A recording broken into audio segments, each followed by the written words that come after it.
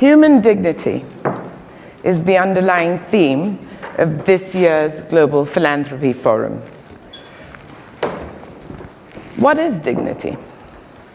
According to the Oxford English Dictionary, dignity is the state or quality of being worthy of honor or respect. Dignity is also concerned with how people feel, think, behave in relation to how they perceive themselves and the value in themselves and the value in other people. How then, as philanthro activists, can we ensure that respect and dignity are at the center of development policy and poverty alleviation strategies, that every child starts out life healthy, that every boy and girl goes to school, that every woman is safe in her home and in her community, and that every household has access to the basics, clean water, power, and sanitation, and that every small business has the opportunity and the platform to flourish, and that every human being has an opportunity to earn an income. The United Nations Declaration of Human Rights sets out, all human beings are born free and equal in dignity and rights. So that is the starting point. But as we know, for many human beings, they start from that point and then their dignity is eroded until the world has a very serious problem on its hands. How then do we secure dignity? A key part of securing dignity is access to information, which will enable citizens to take ownership of their own livelihoods and accountability. One of the schemes that we at the Wellbeing Foundation are looking to implement, on top of our personal health record, which allows women to know their health rights and thus reach out for them, is the birth preparedness scheme, in which women can save for the birth of their child, and then this same account can follow the child and act as a saving scheme for the child's immunizations and later education. Tonight's panel will focus on the Middle East and North Africa, a region whose citizens yearn for dignity in the face of political instability and violent conflict. While the lack of human dignity is a challenge for this region, this challenge is not limited to the Middle East and Northern Africa. Political instability and violent conflict are still a major challenge across the globe, and these tend to affect women and children much more adversely than any other sectors of population. In my own home country of Nigeria, there have been a spate of attacks, including a recent attack where a large number of schoolgirls were kidnapped from a school at Chibok in northern Nigeria. They still have not been found. This is why it is important to bring the issues surrounding universal dignity to global attention. It is a challenge that faces us all and something that philanthropy can help to mediate. What gives us hope is that the people's strong desire for political freedom, economic opportunity, and gender equity is what keeps us going, gets us out of bed every day, and allows us to try again. We have heard the voices of the MENA region, and we have heard the voices of other regions. This is a moment of opportunity to push for inclusive development, and this is one opportunity that all of us should work to take advantage of. Now, I would like to introduce the moderator of the next plenary.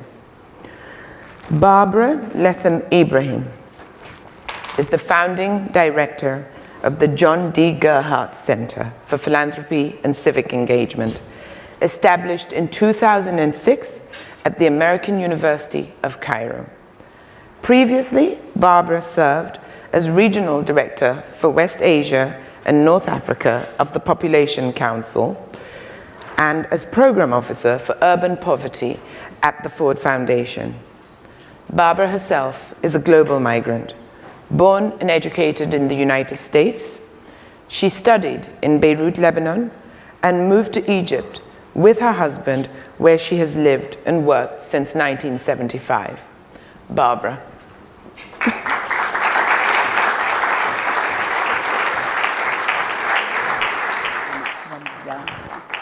ask my panelists to join us.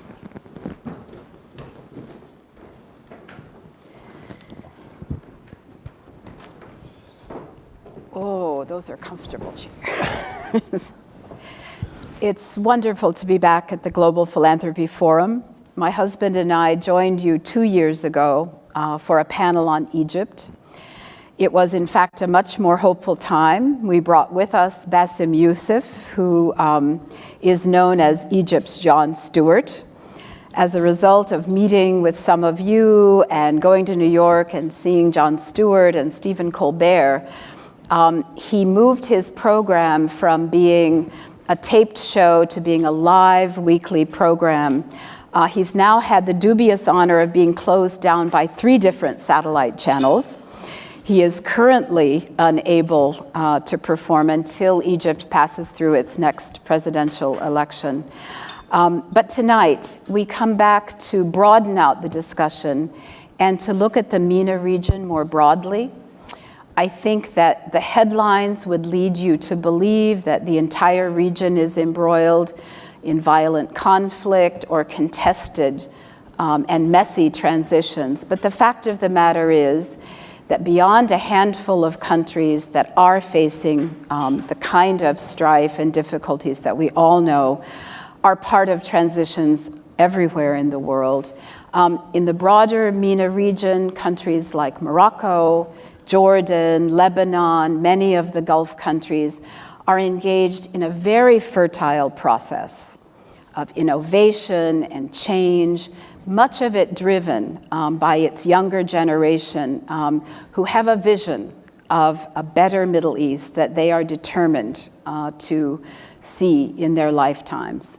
So I think our panel is here tonight to talk to you about some of the opportunities to participate with those innovators, those young visionaries, to make sure that this opening and this opportunity in the region is not lost.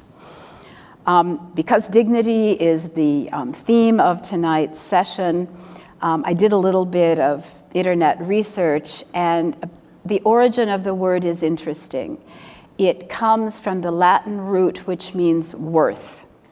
And if you think about what happened in Tunisia and Egypt and elsewhere in the region, it was about a tipping point being reached when governments became so smug and so insular and so concerned with their own benefit that they forgot to acknowledge the worth of their citizens. They closed the doors of opportunity. And so some of our countries are struggling to rebuild states and institutions that reestablish dignity for their people. Beyond that, and tonight we're going to hear from 2 such innovators and thought leaders in the region, there's an incredible opportunity. Young Arabs are returning from Europe and from North America to be part of the change that's taking place in their region. It's not a transition that the region can undertake by itself. And unlike in Eastern Europe or South Africa, where there was a very eager and intense participation from international partners, for a variety of reasons that have to do with economic recession, which the world was just returning from the political messiness of some of what happens in the region, there has not to date been that kind of international partnering, which we feel is essential if we're going to achieve the goals of human dignity that so many people have struggled for and some have died for in this region over the last 3 years. So I am really delighted to have with me this evening, not 3, but 2 spokespersons. Myrna Atalla is the executive director of Alfanar. This is the region's first venture philanthropy foundation. Alfanar means lighthouse, and it really has been that kind, I think, of leader and pioneer in the region. And before that, she worked at the National Democratic Institute, working on programs on citizenship and related issues in Lebanon. Our other speaker is Usama Fayyad. We've just learned over dinner that we share many friends and acquaintances in common, but I'm meeting him for the first time. However, I know very well about his exciting initiative, Oasis 500, which is a regional initiative that aims initially to jumpstart 500 technology and internet startups that will change the face, we are sure, of the region. And each of them will speak tonight about the role that the concept of dignity plays in generating change in the region. Having grown up in this country and then spent my career actually entirely in the Middle East, I know that cultures have constituent themes or values that really guide how they think about themselves and how they think about what they aspire to for their children and for their futures. If Americans think of those values around individual freedom and around democracy, if Brits perhaps think of theirs around a kind of stoic resilience in the face of, and fortitude in the face of difficulty, in the Middle East, concepts of honor and of dignity are these kinds of mobilizing ideas that people are willing to fight and to die for, and that were expressed, I think, in the kind of longing that we heard in the music tonight, a longing to be appreciated, to be allotted that sort of human dignity that unfortunately has not always been given to them. I think I'd like to start this evening with Osama. He's currently based in Jordan after a very interesting career that included this part of the world, Microsoft, Yahoo. He has a son currently studying in Michigan and just came from a speaking engagement there. And Osama, I'd like for you to make those connections between human dignity, technology, and the potential that it holds for our region. Okay, thank you for the introduction, Barbara. Great to be here. So I'm going to get to Barbara's point, but first I wanted to give you a quick summary of what I would consider a very strange journey that I've been privileged to be part of in Jordan. And it started out right when I was exiting Yahoo, trying to make my way back to the Middle East for a second time, going there actually to invest. As a private investor, I wanted to invest in a bunch of startups, and I was very, very bullish, still am, on the region. And I got invited to this very strange meeting, very unusual, with the king and a few people from the private sector. And the king in Jordan asked a couple of very interesting questions, saying, we have a lot of graduates in information technology, probably highest in capita in the world, but we're not seeing, big companies like Yahoo and Google and sort of emerge out of this region. Why? And what can we do to change that? That actually started me on that journey to try to answer these questions, and sort of woke me up to a few things. When I started this journey, I really believed, philanthropy didn't have much to say about this. We didn't need it. It's really about investment funds. It's really about building companies. You don't need help. It's self-help. It's sustainable, etc.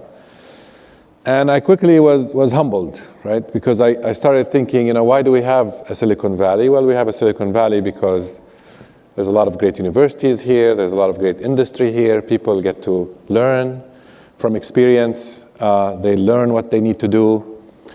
So when they have the opportunity, when they get the funding, they sort of naturally know what to do. They have examples, they have peers, they have mentors. So I started asking questions, well, how do you transform a region while preserving dignity? That's a big deal. But how do you transform an economy? And how do you change a culture, right? And I'm a believer that you change a culture through examples.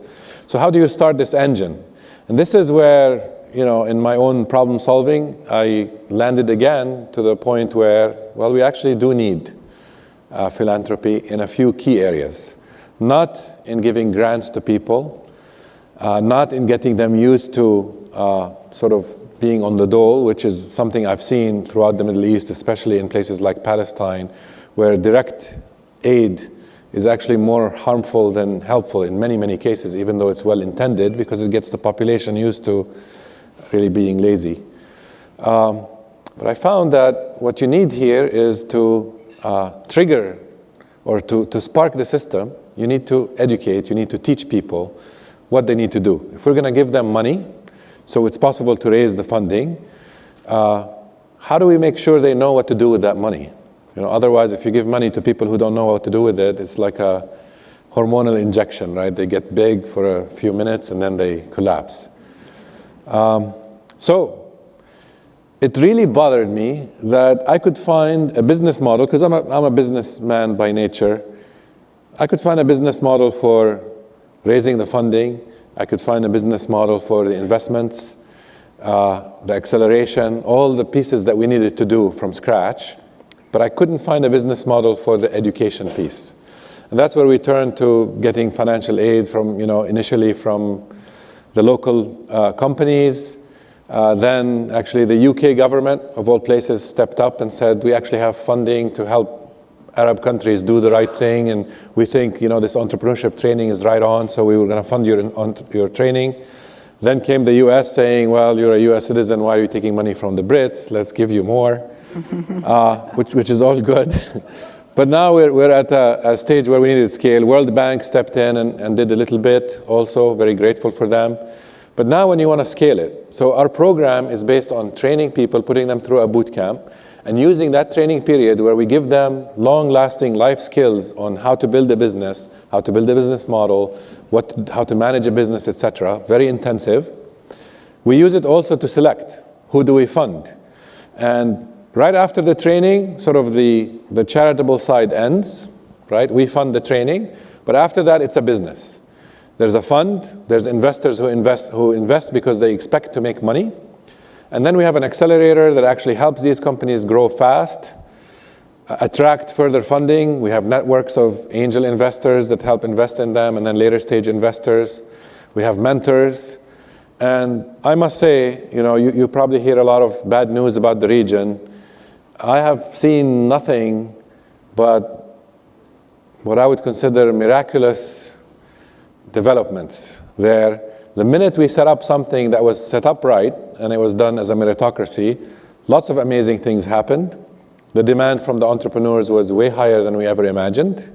So it was about 5 times higher than we thought it would be. The demand from the investors was way higher than we thought. They were actually paying huge increases in valuation for these companies once they've been through the initial program. The mentors, which I thought would never work out in the Middle East. I'm a cynic. Boy, was I wrong. They actually signed up in droves. Each of our companies has at least 4 to some of them up to 14 mentors working with them, helping them avoid mistakes and so forth. And these are all business owners, local leaders, etc. So it's all been one pleasant surprise after the other, right? And the most pleasant one maybe I'll leave for later in this discussion. But to me, the 2 big categories that have been miraculous are, one, unlocking the capital, meaning a lot of capital that people used to invest conservatively, meaning I'll buy a piece of land and I'll sell it after 2 years, and nothing good happens out of it other than the value goes up, into saying, you know what, I'll invest in technology companies and I'll make more money. And while I'm doing that, I'm creating jobs, I'm creating a whole new economy. And the other one is unlocking the human resources. So the big surprise was women. We didn't target necessarily women, right? It was truly set up as a meritocracy, so anybody who qualified. And what I've seen there in terms of women stepping up, perhaps because they don't have as many opportunities as they would have in a Western society, this was sort of one of the few outlets. So we got overrepresentation of women in our boot camps, but the big lesson to me was, once they were in the boot camp and they were going through the program and we're sort of selecting who are we going to invest in, women were twice as successful as their peers, male peers, in actually getting the funding, and then subsequently in actually growing the company and managing it and attracting follow-on funding and so forth, which has been really amazing to me. It's sort of, it's not a surprise because, essentially those are societies where half the workforce is really marginalized. And here, as soon as you gave them a real outlet, they really, shined or shone. So those have been really, positive stories I want to share with you, and I'm sure we'll get into some of the details of this. But my belief, my theme for you is entrepreneurship is sort of, in my opinion, a great new frontier, especially in the emerging markets, in the developing world, for philanthropy. That's how you make, those funds work much harder, much more effectively, and probably much more sustainably, and I'm sure Myrna is going to elaborate on that part of it.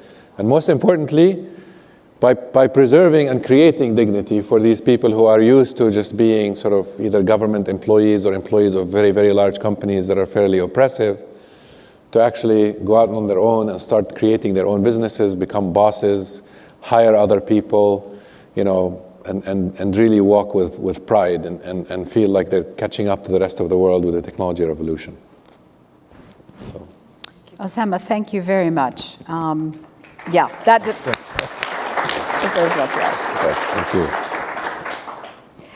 It is very exciting to see this new generation of young entrepreneurs taking their own and not just solving business problems, but also addressing social problems at the same time. One of the concerns about the entrepreneurship model or path is that it may neglect some of the most marginalized in societies who just haven't had the opportunity to get to that level. And I know that Myrna, through Alfanar, thinks about these marginalized groups a lot, and I think it would be really interesting as a complement to what we've just heard to hear about your model and how you think Alfanar's work is addressing dignity in the region. Thank you. Thank you, Barbara. Thank you, Usama. Thank you, Jane, and the Global Philanthropy Forum for having us this evening to share our insights from the Arab region.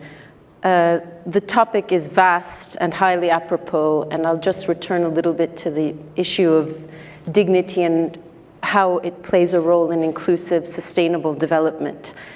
The yearning for karami, or dignity in Arabic, was the rallying cry that brought millions of people into the street to protest corruption, nepotism, marginalization, lack of economic opportunity, and in 2011, it overtook Tunisia, Egypt, Libya, Syria, and others, and was probably the word of the year. But karami has a wider import than just a call to revolution. It is a way of living, an aspiration for people in the Arab region, and it is central to Alfanar's investment approach, and I would argue should be central to philanthropic strategy in general. In preparing my notes for tonight, I asked our teams in Egypt, Lebanon, and Libya, as well as our 9 incredibly courageous investees, the civil society organizations and aspiring social enterprises that we at Alfanar support to become financially sustainable, for their thoughts on karami and dignity. To note, the organizations we invest in are working to improve education for children and economic opportunity for women living in slums, marginalized rural areas, and refugee camps. What does dignity mean to them? It means not relying on charity. It means being able to set their own agendas as organizations rather than implementing donor agendas. For the children, learning to read through the support of our Lebanese investee, the Iqra Association, meaning read in Arabic. They find dignity in learning to read after having been passed over by a broken public school system and nearly dropping out.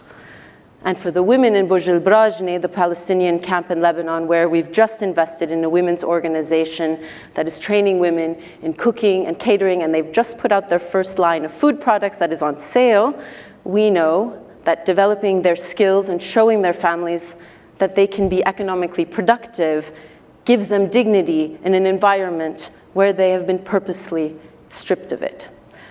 Alfanar is the Arab world's first venture philanthropy organization, and we work with innovative social purpose organizations that exhibit a thirst to scale their social impact while working towards financial independence, and we try to help them achieve both.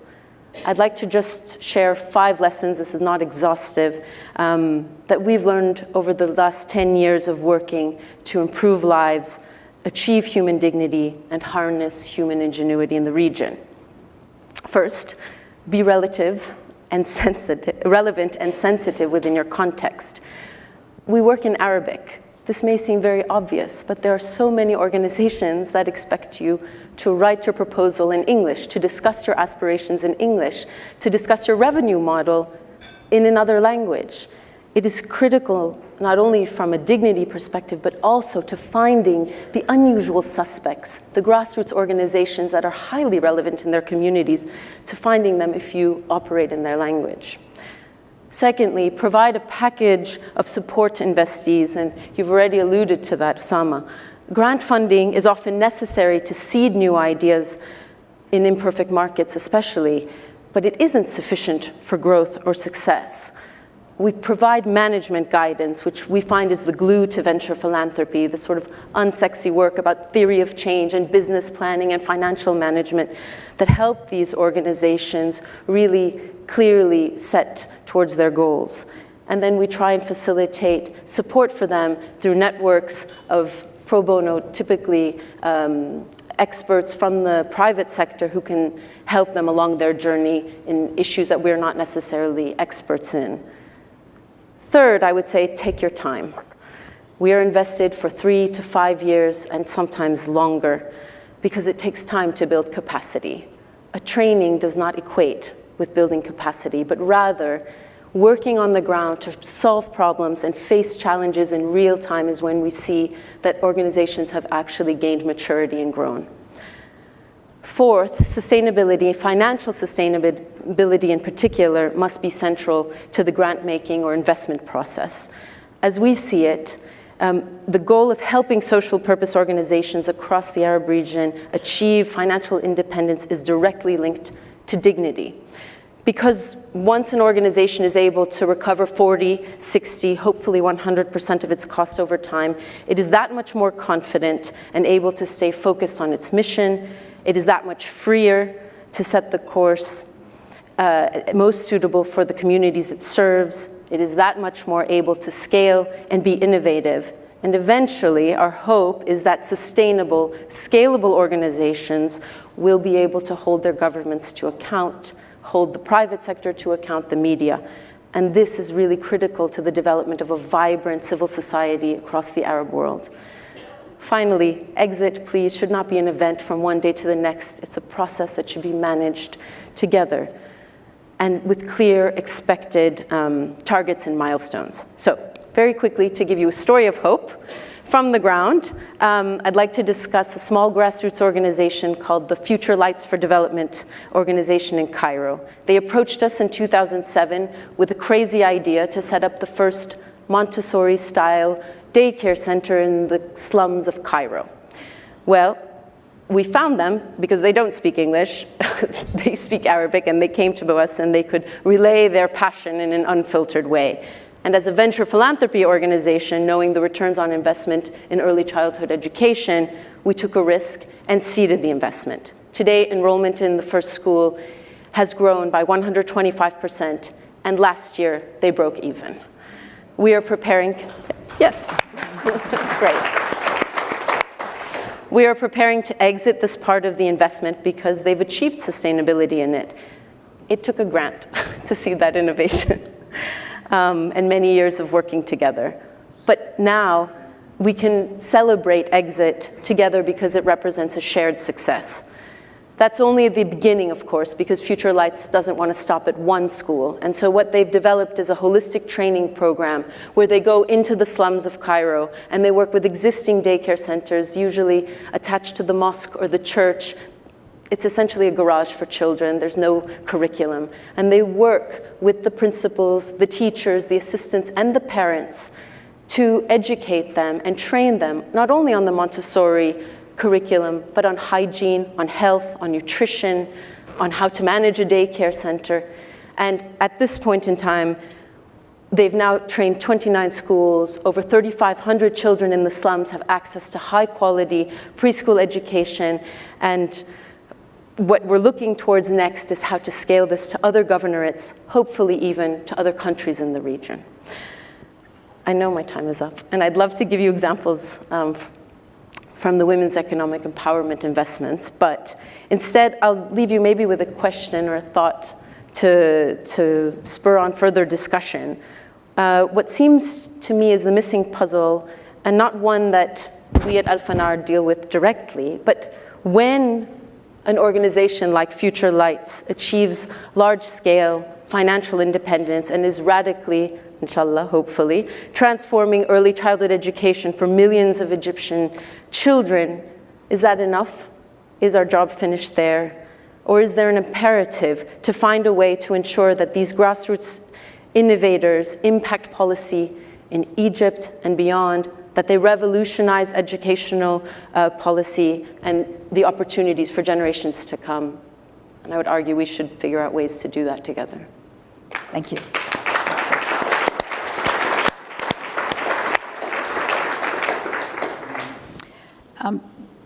We've touched a little bit throughout this discussion on international models, on the desire of the international community to be more engaged in the Middle East, but we all know that it faces challenges. And sometimes there's a fear of getting involved because the contexts are difficult and politically fraught.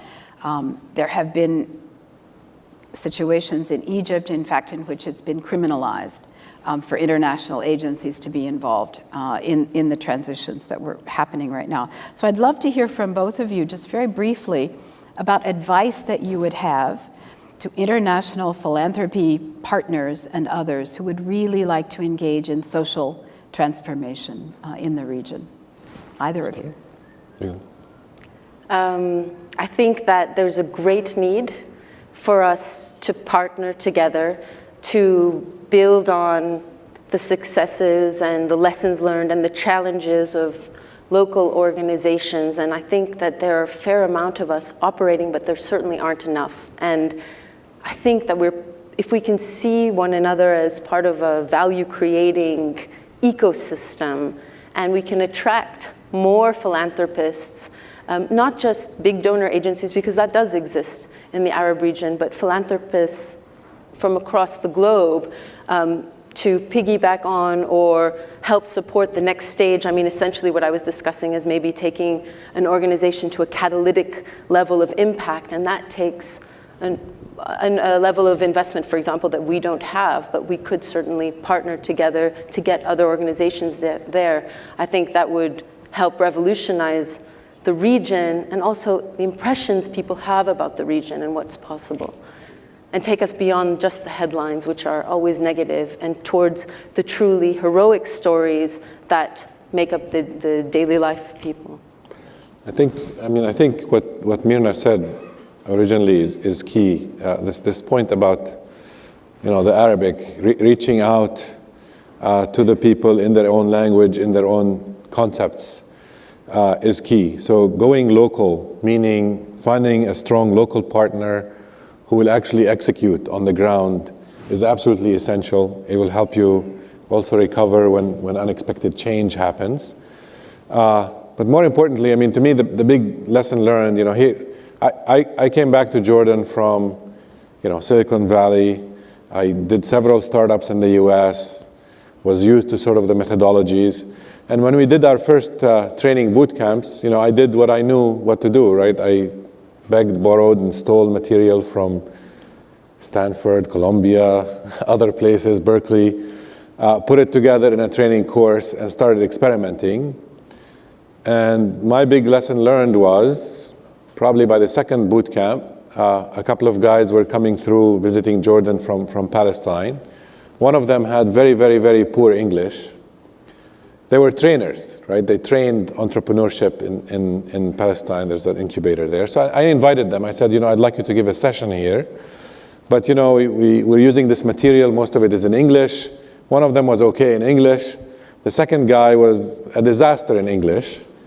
So he spoke in Arabic.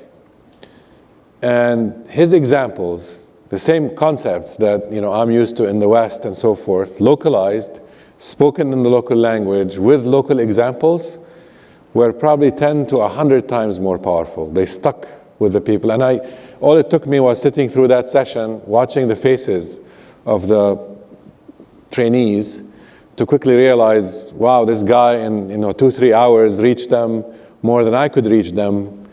And I think of myself as a good speaker and inspirational, all the good stuff, from days, right? And that led me immediately to sort of embark on another program to say, localize everything, change the terms. When you're building companies, I believe in the methodology of that's advocated by Jeffrey Moore. It's called Crossing the Chasm. It's his methodology for how technology companies grow and what you should watch out for. And just to give you an idea, one of the key concepts in that whole thing is he uses the beachhead strategy, right? The beachhead comes from Normandy Beach, right? World War II, the Allies going against the Nazis in France. That means nothing to the Arabs, right? Zero.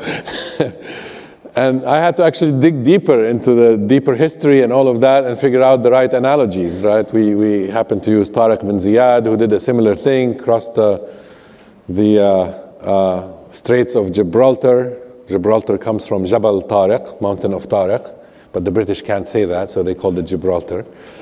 But the guy, when he crossed, he burned his ships and he told the troops, either you go forth or you die. And that actually fits very much that whole strategy that's being taught on the beachhead, right? So when you teach it in those terms, they can relate to it, they can understand it, you can refer back to it and say, this is it, your whole company, you're betting on one thing. So those examples kept hitting again and again, and that's the importance of sort of having the strong local partners who really understand the culture, the nuances, the weirdnesses, all that stuff. As you two are speaking, it struck me that both the founder of Alfanar and also, Usama, your work with Oasis 500 are global Arabs, people who've spent some time in diaspora but are very committed to the region. And I think it suggests to us that also diaspora Arabs who want to get more involved and are looking for a way to do so would be another channel by which we could make some of this good energy and investment happen. The other that occurs to me is indigenous philanthropy. Because if as an international agency you're not quite ready to jump in and do work directly on children or women or whatever the field is, finding your counterpart in the Arab world that are getting their feet on the ground, trying to figure out what to do, sharing experience, perhaps co-funding, could be another way that we make sure this is a sustained effort going forward. A friend of mine who writes about transitions just currently finished a study of about 90 democratic transitions around the world.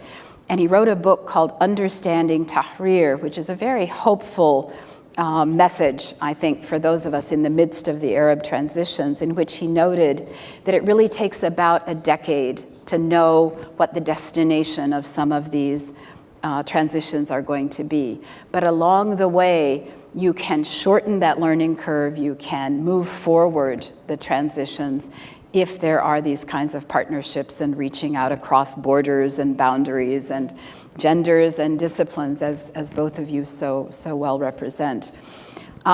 We were told that as the dinner event, there would be no audience participation. We're not particularly happy about that.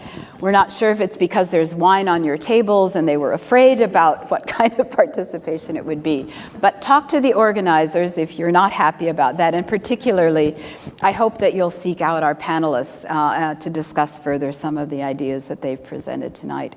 I want to thank them very much.